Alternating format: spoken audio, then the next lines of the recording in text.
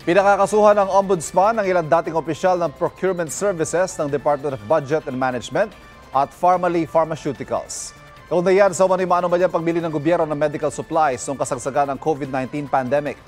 Kasama sa pinakakasuhan ng graft, sina nooy Budget Undersecretary Christopher Lau at dalawa pang dating opisyal ng PSDBM. Gayon din ang ilang opisyal ng Pharmaly, kabilang sina Mohit at Twinkle Dargani at Lincoln Ong. Base sa resolusyon ng Ombudsman, nagsabuatan umano ang mga respondent para sa Pharmaly mapunta ang mahigit 4 na bilyong pisong kontrata para sa RT-PCR test kits kahit may ibang kumpanya na kaya mag-supply niyan sa mas murang halaga. Ayon sa abogado ng ilang opisyal ng Pharmaly, hintayin daw nila ang kanilang araw sa korte para depensahan ang sarili. Sabi naman ng DBM, susunod sila sa rekomendasyon ng Ombudsman.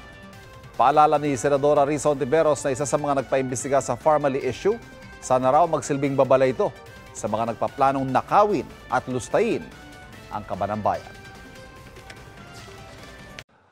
Mga kapuso, para laging una sa mga balita, bisitahin at mag-subscribe sa GMA Integrated News sa YouTube. Sa mga kapuso abroad, samahan niyo kami sa GMA Pinoy TV at sa www.gmanews.tv.